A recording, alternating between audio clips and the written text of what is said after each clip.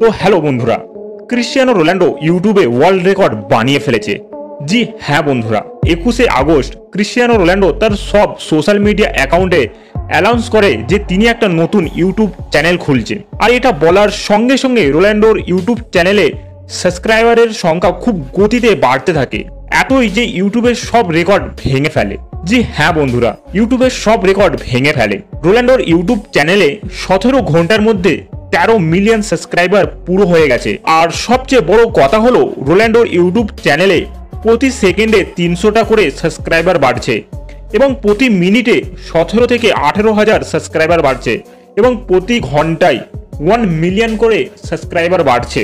এখন যখন আমি এই ভিডিওটা রেকর্ডিং করছি, তো এখন রোনাল্ডোর ইউটিউব চ্যানেলে প্রায় 23 মিলিয়ন সাবস্ক্রাইবার হয়ে গেছে। আর সবচেয়ে অবাক করা কথা হলো, রোনাল্ডো একদিনের মধ্যে গোল্ডেন প্লে বাটনও পেয়ে গেছে। এটি একটি ওয়ার্ল্ড রেকর্ড। এবং একদিনের মধ্যে ক্রিশ্চিয়ানো রোনাল্ডো ডায়মন্ড প্লে বাটনও পেয়ে গেছে।